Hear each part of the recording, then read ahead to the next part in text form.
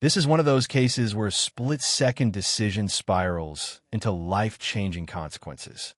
A crowded elevator, a heated argument, and suddenly, violence that leaves someone with permanent injuries. At the center of it all is a single mother of four, facing a felony that could redefine her entire future. The defense says it was a moment of reaction, not intention. The state says the damage is irreversible, and someone must be held accountable. But here's the real question. When emotions take over in a chaotic moment, where does responsibility truly begin? And where should mercy end? Let's break this down. The injuries that she suffered are not going away. And from the report I read, it sounds like they're never going away. She's always going to have those injuries. And I think you know that when people have broken bones, there's a change in the weather, their bones ache.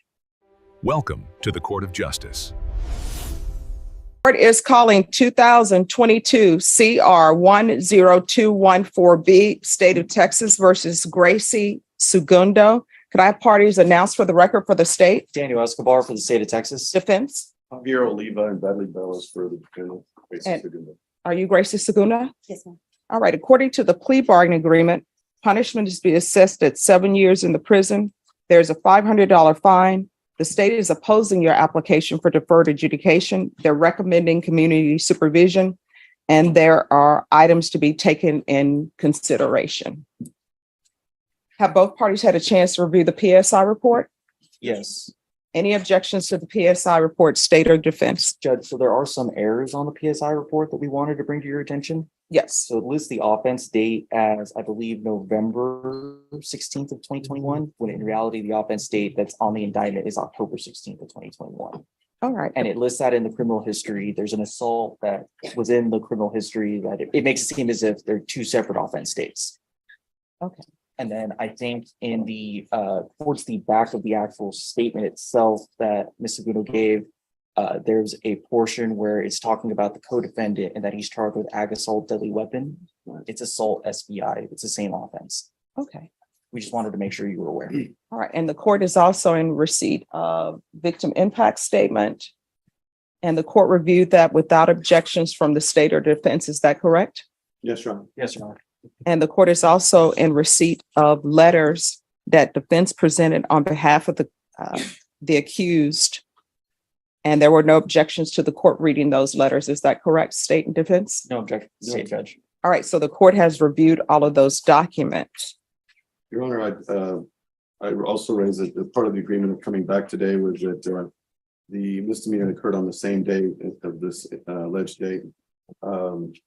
Was to be taken into consideration with CC County Court 4 case 69-3701. Yes. And the court does have that as a part of the plea bargaining agreement. And Judge, just to kind of expand on that, I believe as an additional part of the plea agreement was that she was to take responsibility for what happened as a part of the TIC. Yes. Okay. All right. So my understanding, the complainant in this case is Rebecca Martinez. Yes. All right. And is that the Rebecca Martinez who's on the fourth court? Yes, Judge. Yes, sir. All right. President of the courtroom. So that everybody can be aware, I do know Rebecca Martinez.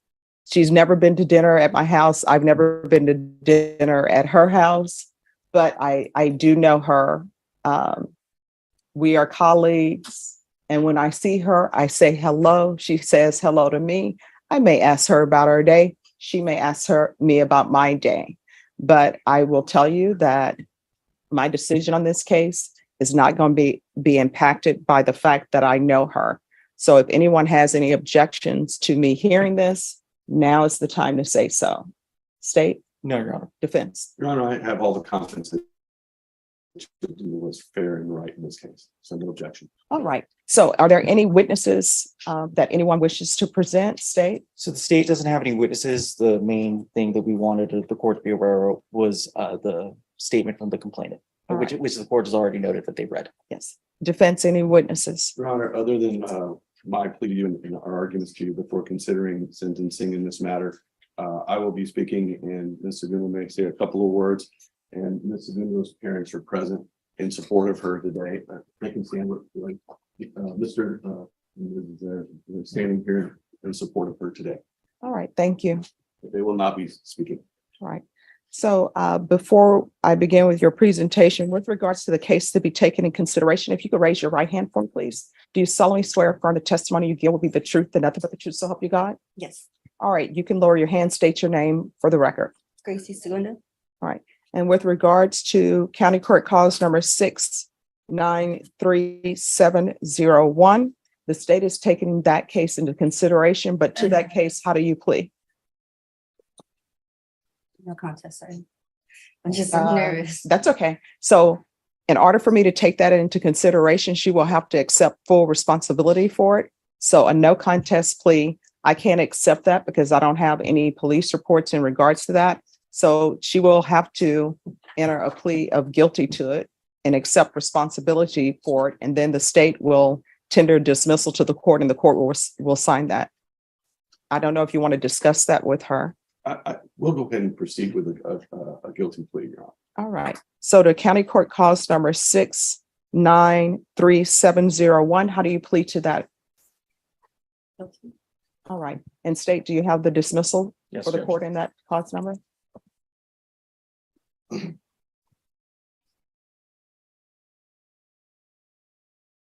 right. So the court then will hear argument. State, you're opposed to deferred adjudication? Yes, Your Honor. The reason why the state is opposed is because of the nature of the offense, the actual underlying facts. There was an assault that occurred where the resulting assault it created a lot of issues for the complainant. She was severely injured. Her life was severely impacted from that date forward, and she still feels the impact to this day. It's something that was senseless and didn't need to happen in the first place. So that's why the state is opposing deferred and is asking for probation. Defense? Your Honor, we're here because one incident can't define a person for the rest of their life. And this is very serious, and no doubt we take that very seriously. This is a felony charge. It's a felony charge that carries a very significant penalty. But Ms. Segundo, I think, has demonstrated a respect not only to others, but to life and to animals, and in her work and her career in taking care of pets. Rarely do I have an opportunity to where a client will provide 32 letters of reference about how wonderful she is with caring for others. And that is the life that she defines herself with. We just feel like this should not define her as a felon for the rest of her life when she has 4 children as a single mother. We know that life is difficult and it's very, very, very hard. And she's having to raise 4 children on her own, ages 15, 14, 12, and 10. As a single mother, she has to be involved in their school activities and support their activities with FAA. And a felon cannot be associated with children and be around them in school activities. This would drastically impair her ability to be a mother to her children. And so she's really fighting to be able to continue to provide the love and the support of 4 children that need their mother so that they can become better than her and have a future. She lives in Houston. She leases a home. She's lived in that home for 3 years. She has good family support. As I've said, her mother and father are present. She has a high school diploma. She has been employed during this whole time. This case is 2 years old. 2 years this week, this happened. And it's been 2 years that she has been experiencing this, and she has complied with everything this court has asked. She's appeared in court. She's traveled from Houston to San Antonio. She has fully cooperated. She has weighed all of her decisions and sought not to seek a trial, but to put the decision on deciding her future on you. And she made that decision because she felt that was in her best interest. She does receive some child support. She is willing to do everything and anything that it takes to give her this opportunity. I explained to her that deferred adjudication is a double-edged sword. You may think like, you're not going to be subject to a conviction, but in actuality, you are subject to all the conditions and behavior for 7 years. We're asking you, Judge, to give her that chance, to give her the opportunity to prove to you that this one incident does not define her life or who she is or how she is as a mother or how she works. This case was very regrettable, and it should have been a day of celebration. It was after a football game, and she was acting in defense of another. She doesn't know the victim in this case. She doesn't know the judge. She never knew who she was. And I sincerely believe that just because she's a judge doesn't mean that this case should be treated any different than any other case of any other person who comes to this court and gets justice, because she should get an opportunity to do it. She's willing to do the urine analysis. She's willing to state no contact, and she's had no issues in the last 2 years with the defendant, the complainants in this case. She's willing to take anger management classes. She's willing to do community service. She's willing to do what it takes to give her the chance. And she has proven, other than this one incident that happened in a flash, wasn't premeditated, it wasn't thought of, it was just something in a reaction and defense of someone that she was with. And for that reason, we think that she should be given an opportunity to earn the right to be able not to be a convicted felon. The amount of restitution in this case, I think we've agreed to, that was presented before the court, was $2,416.29. We fully agreed and repay that. We will work hard every day to pay that back. But in this working community and in Houston and San Antonio, mothers every day have challenges. And we regret that this happened. And I know that she sincerely had nothing personal against Ms. Martinez or her husband. She wants to do what's right, but she also wants a chance, Judge. And I'm asking you with all the fiber of my body to give her that chance. And I will make sure and work with her that she will comply with every condition, so she will never be back here before you regarding any violation or any condition of this case. You want to say something? No, I'm nervous. All right. Well, just so you know, in this court, I see everybody as a human being. I don't see them as their titles. So for me, defendants are not defendants. They're human beings who are accused of a crime. The fact that Rebecca Martinez is a judge, that doesn't mean that I'm putting weight on the fact that she's a judge. If she were the president of the United States and she were here as a complainant, I wouldn't put weight on the fact that she's the president of the United States. I'm just dealing with the facts here. And my job is to look at everything objectively and not outside noise, not what people's occupations are. You understand? So I always reread everything and reread police reports and the PSI report, and I've read the letters. I do not understand how the fact that an elevator has a limited capacity, how we go from... This right here is a critical turning point, and the judge is zeroing in on something deeper than just the fight itself. She's not just asking what happened, she's asking why it escalated at all. From a legal standpoint, this matters because courts often look at decision-making before the crime, not just the act itself. The judge is essentially highlighting a missed opportunity to avoid everything, just stepping off that elevator. Now, think about it. How many cases start with something this small? A minor inconvenience, a moment of impatience, and suddenly it turns into a felony-level situation. The defense is trying to frame this as reaction and chaos, but the judge is clearly focused on choice and escalation. So let me ask you, if you were in that situation, would you have walked away or reacted in the heat of the moment? People saying the elevator is full, you cannot be in an elevator to, it's a brawl. So explain that to me. I mean, it just, I couldn't show you. I mean, there has to be some sort of thought process. For example, if there's an elevator, I think everybody knows there's a weight capacity on the elevator. Mhm. Me personally, when I see there are too many people on the elevator, I don't get on. But obviously what we are here now for is there's an elevator. According to everything that I've read, the elevator was at capacity. And there were already some people on there. I don't understand how an elevator is at capacity. People need to get off or more people can't come on, how that ends up in a fight. Yeah, I couldn't tell you how it started. I just, somebody in my party was getting into it and somebody hit me and I just reacted. And unfortunately, I feel bad and should never have done that. Shouldn't have got to that. It just happened really quick. I know things happen quickly, but the police report I'm reading, it doesn't say that somebody in your party got in an altercation and you got hit, and so therefore you got into a fight. What your counsel is telling me is that somebody in your party, I guess, was in a fight, and then you decided to get involved in that fight. I went to go and try and pull my friend away, and then I don't know, it was just a bunch of people, and somebody hit me, and I just reacted.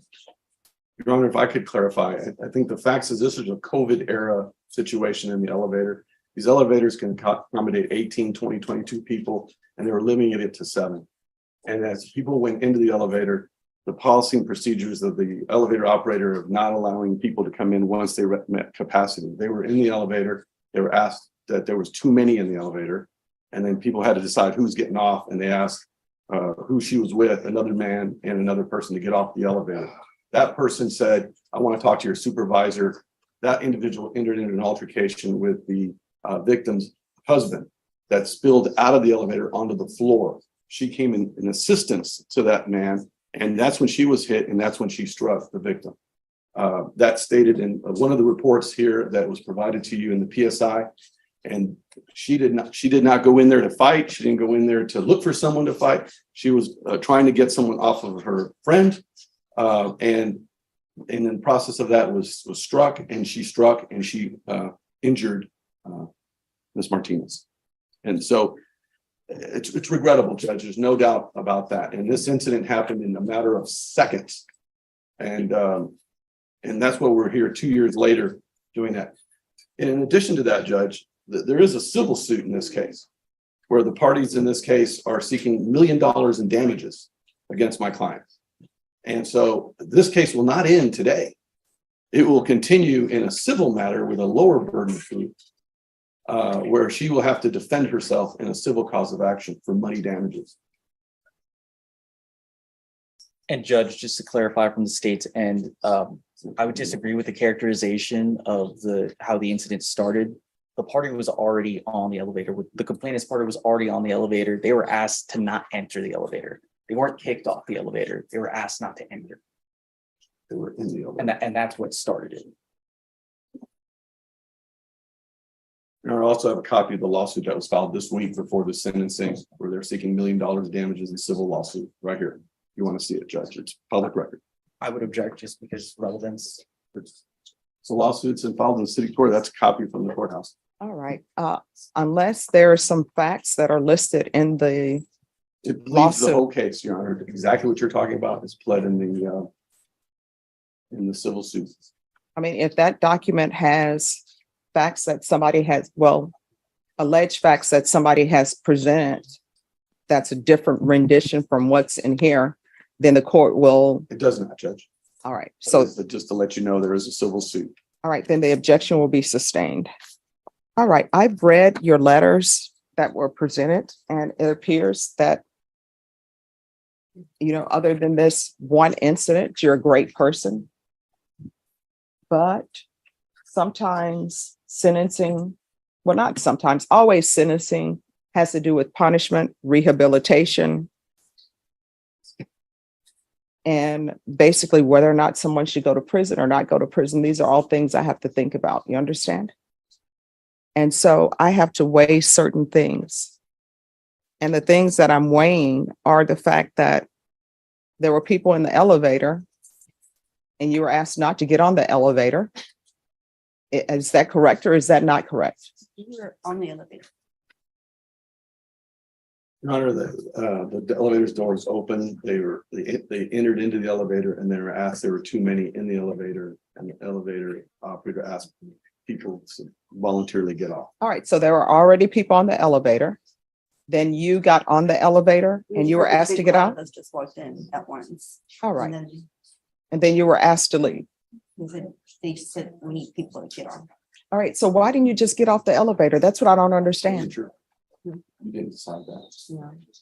She didn't decide that. It was a person that she was with, Your Honor, who is a defendant in the case that's in another court. So my question is though, if there are too many people on the elevator, and let's say you get on the elevator, it's a group of you, the elevator is already filled.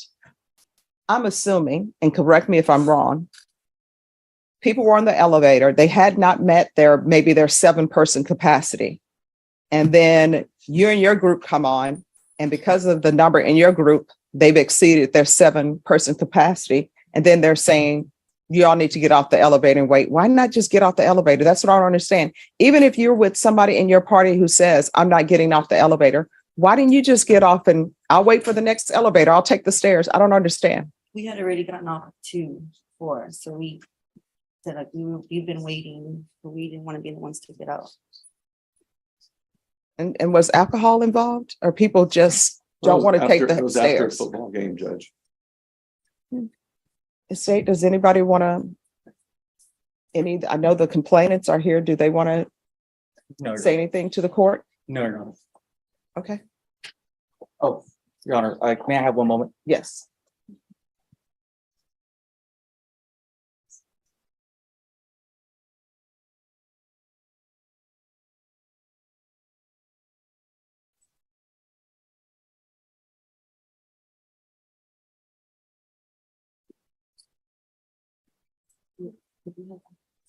And then after this, we're going to take up Pete Diaz, Emmanuel Castro, Michael Martinez, Larry Berry, and Michael Moore. Your Honor, I'm gonna call case Martinez. Okay, Your Honor, he's not a victim in this case. Why would he come to? I mean, we'll see what he has to say. I don't know if he's a relevant witness or not, but if he were present at the scene. You know, I would think that the person involved is the one who's, in this case, is the one that would need to address it. He's had his day in court. He has spoken before the court. I don't see why he needs to speak in this case at sentencing. All right, you can call your witness. State calls David Martinez. All right, Your Honor. you're welcome. If you can raise your right hand for me, please. Do you solemnly swear or affirm the testimony you give will be the truth and nothing but the truth, so help you God? I do. All right, you can lower your hand if you'll state your name for the record. David Martinez. All right, state. Mr. Martinez, from your memory, what occurred on that day? On that day, we were in line to get into the elevator. The capacity of the elevator, of course, as I mentioned, was 18. But because of the COVID era, there was an elevator attendant there. She said only 8 could be allowed in. We were 3 couples and 2 children, which were a total of 8. As we walked in, we were already in the elevator. They decide to come in behind us. The elevator attendant told them they need to step out. It's full. They had been intoxicated. Her friend. Objection, speculation. Overruled. No, they were No. Yeah, here's the thing. You cannot address the attorneys. Once an objection is, no problem. Once the objection is raised, just stop speaking. I'll make a ruling on the objection. And then I'll let you know if you can continue or not, if you have a question about that. That objection will be overruled. He came in, stood at the door, prevented the door from closing, began to. Objection, Your Honor. I just asked for clarification from the ones. I don't know who he is. Which he are you speaking about, sir? Her partner, there was 2 gentlemen, which was the initial one that started arguing with us. And her partner that she was mentioning that walked in, and they were not, we were already in the elevator already when they decided to block the door from closing. Can't recall the individual's name, but it was a younger gentleman that was with her. He proceeded to argue with the elevator attendant about, letting them in or not, that it was BS, that they cannot be let in because there was a lot of room. And she told him he had to leave. He continued to argue with her, and he said that he wanted to talk to her supervisor. And she says if that's the case, she shut off the elevator. And that's when words were back and forth. They continued berating us. She was cussing like a sailor, as well as the other ones. We kept quiet, and they started again arguing with us. We stayed in there. The kids were already getting terrified with what was going on. They started crying, and they continued with their vulgar language. And I just told them one time, that's it. If you, the gentleman that was with him, got upset. He literally from the outside ran into the elevator, knocked us all over, and assaulted all of us in there. I grabbed him and I pushed him out. It was not the individual that she says was in there. It was the other individual that was with him that probably hosted them to the game. And he and I went outside. And after that, what? From there, sir, is that where everything happened? Correct. Pass it with this judge. Any questions? Mr. Martinez, I'll just start right from leaving the elevator. So by the time that you set foot out of the elevator, you're in the middle of a physical altercation. Is that I was, yes, while I was on the ground. right? Okay. How much were you able to perceive about what was happening around you while you were in the middle of that? Well, I was altercation? on the If you ground. let me finish my question. All right, it's, One I'm gonna talk. So my question was, how much were you able to perceive about what was going on around you during the middle of that physical altercation? And I was not able to see when I was in the ground what was taking place after that. Okay, and we can agree that the incident in question, the basis of this criminal case here today, is something that happened during the middle of your physical altercation, right? While I was on the ground, yes, and then afterward, I did get up and partially saw my wife on the ground with a bloody nose. She was in a daze, and I asked her what happened, and I told her that she got hit. She said, "Yeah, I got hit multiple times." And I said, "Well, why didn't you defend yourself?" She says, "I couldn't because I was being held down." Can you say for certainty whether or not Mrs. Segundo was acting in defense of another whenever she got involved in this incident? I'm gonna object to relevance. All right, that'll be overruled. You can answer the question if you know. I can't say that, but I can't answer. Oh, and I understand, Mr. Martinez, the want for justice on behalf of the injuries for your wife. I just want to make sure that we're also serving justice here for Mrs. Absolutely. Segundo today based on her amount of involvement in this incident. And There was so- no, go ahead. I'm sorry. Go ahead, please. finish. No, there was only two other parties involved, three parties, and the individual who was with me had already left. But it was only her left with her friend. And there was nobody else around. There was people watching, nobody was getting involved, but they were the only ones actively, physically getting involved. But, and I know we started this conversation based off what's happening when you're leaving the elevator. Prior to the altercation and leaving the elevator, would you say that in any way Mrs. Segundo was the instigator who was trying to start this situation? I have no further questions. All right, any other questions? Nothing from the state judge. All right, thank you. This is, sir. All right, any other witnesses? No, Your Honor. All right, the court will hear final argument if there is any. Your Honor, I think it's clear that Ms. Segundo did not start this incident. That her actions occurred outside the elevator as a result of defending another person. She doesn't deny that she struck Ms. Martinez, but this was a situation where she was struck as well. And we believe that this one incident that wasn't premeditated, it wasn't started or caused by her. It reminds me of a penalty, and another individual comes to get their aid, and then another flag comes up for a penalty, and they both get penalties. And most cases in sports, that's offsetting. And I think in this case, at looking at the situation, looking at history since that day, that I think it would be fair to give this single mother a chance to continue her life and being a mother and working at her employment. So not to have this crash down on her with her children, with her workplace. We can't promise that she will keep her job upon this conviction. We cannot promise that she can be able to parent her children and be the primary caretaker of her children as a result of this conviction. But we can promise that if she is given a chance, she will do everything in her power to remain on probation for 7 years, to do what's right, so not to be considered a felon. in a situation that she wished never had happened. There's no ill will here. There is no desire on her part to do anything but to move on with her life and pay what's owed, the $2,500, and do what it takes to win your trust. So we're asking, Judge, that deferred adjudication be given to this woman so that she can continue to do her life and do good for her children and her work and her community. State, any final arguments? Your Honor, the concern from the state here is, again, the facts of the case. It's that, yes, she wasn't the instigator, but she chose to take it to this level. It was her choice to take this out on the complainant.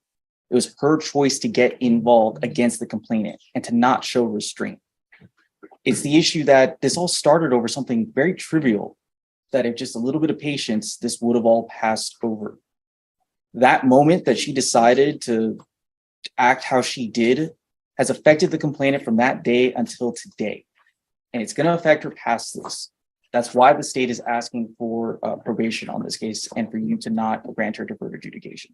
All right. So what is the amount of restitution and who is the restitution to? It's to Rebecca Martinez and $2,416.29. Wait, 2,400? $16.29. And also in the plea bargain agreement, it says restitution to, Jeanette Rojas. yes. Your Honor, so we haven't gotten any medical or billing from there. We would ask restitution to be determined on that amount. All right. So with regards to the restitution to Jeanette Riojas, if there's a restitution amount that's submitted to the court and you all have objections to it, we can have a restitution hearing. Thank you. And I'll just write in that there's to be a restitution hearing as it relates to Jeanette Riojas. And I'm assuming she's going to want to transfer to Houston? Yes, Your Honor. And what? It's in Harris County.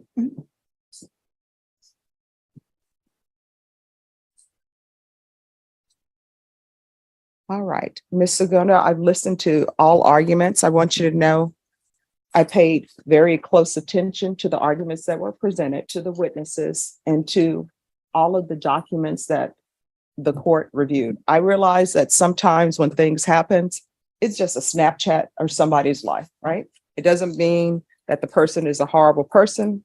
And I'm sure if people could go back and change things, sometimes people are serious when they say, if I could go back and change things, I would. Maybe I never would have went to the game.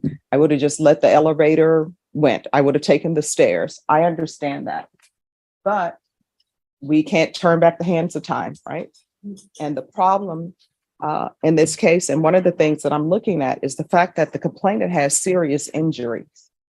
And it has nothing, my consideration on whether they're a judge or not, that's not playing any factor in my decision. If she did not have that occupation, let's just say she worked at the HEB, for example, then based upon her injuries, she wouldn't be able to work at the HEB. She wouldn't be able to stock. She wouldn't be able to stand and be a cashier. I don't know what they would have her doing at the HEB. You understand? So her injuries are very serious injuries. And I've read the report that was given to me about her injuries. And I've read the PSI report and I've read the police reports again in this case, because I always like to review things. So I understand that you're very sorry for what happened, but sometimes, yeah, it's great that you're sorry. It's great that you've internalized things, but there is still some punishment associated with it. And I understand that sometimes when people have felony convictions, they say, well, now I can't do this. I can't do that. I can't do this. But then when you look at the complainant has some lifelong issues. And that's the report that I was given and that your attorney has read. The injuries that she suffered are not going away. And from the report I read, it sounds like they're never going away. She's always going to have those injuries. And I think you know that when people have broken bones, there's a change in the weather, their bones ache. I have it with my fingers because at one point in time, all my fingers were broken on my left hand. So I know when the weather's changing, it gets a little bit painful, not unbearably painful, but it does. So those are a whole host of things that happens when somebody suffers the injuries that she suffered. I understand, as I said, that you're sympathetic, and I believe that you're sympathetic, and if you could do things over, you would. But I am where I am right now, okay? All right, this is what the court is going to do. Court will find you guilty, sentence you to 7 years in the prison, suspended and probated for 5 years. There's a $500 fine that will be probated. There's a transfer to Houston, Texas, Harris County. Taking consideration County Court Cause number 693701, there's to be restitution of $2,416.29 to Rebecca Martinez. There's to be no contact with Rebecca Martinez or Jeanette Riojas. Proof of employment within 45 days. There's to be no employment as a home health care provider with minors. 100 hours of community service restitution. That'll be waived once you complete parenting classes. There's to be regular reporting by Zoom or in person, regular UAs, and restitution hearing as it relates to Jeanette Riojas. I don't see this as an anger management situation. I see this as an aberration. I think she doesn't need anger management classes. So is there anyone going to object to me not giving her anger management classes? The state won't object, Judge. All right. Probation, is there anything else she needs? No, Your Honor. Is there anything else you need from the court to be successful? All right. I'm going to show you what's entitled Trial Court Certification of Defendants' Rights to Appeal. Did you review that with your attorney? Did you understand it? And did you sign it? Yeah. All right. Because this is a plea bargaining agreement, because I followed your plea bargaining agreement, and because you waive your right to appeal, you do not have the court's permission to appeal. Because this is a felony conviction, you're not allowed to own or possess any weapons or ammunition. If you have a question of what a weapon or ammunition is, you'll need to speak to an attorney. Do you understand? No. All right, we can go off the record. So what I've learned in my time on the planet, it's just best when somebody says, oh, you can't do that, and you want to argue about it, pick another day to argue about it. You understand? All right, good luck to you. And just like that, the court delivers a decision that walks a very fine line between punishment and second chances. The judge acknowledges something important. This wasn't a lifelong criminal. It was a single incident. But at the same time, the law doesn't ignore consequences, especially when the victim is left with permanent, life-altering injuries. Legally speaking, this outcome is significant. The defendant avoids prison time, but does not escape a felony conviction, which means long-term consequences for employment, rights, and daily life. No deferred adjudication here. That tells us the court believed accountability had to be visible and lasting. This case is a powerful reminder. One moment of poor judgment can echo for years for both the victim and the defendant. Now I want to hear from you. Do you think the judge got it right? Should she have given a clean slate? Or was this the only fair outcome? Backhand index pointing right, if you found this case as shocking as we did, make sure to hit that like button, share your thoughts in the comments, and don't forget to subscribe for more jaw-dropping courtroom breakdowns.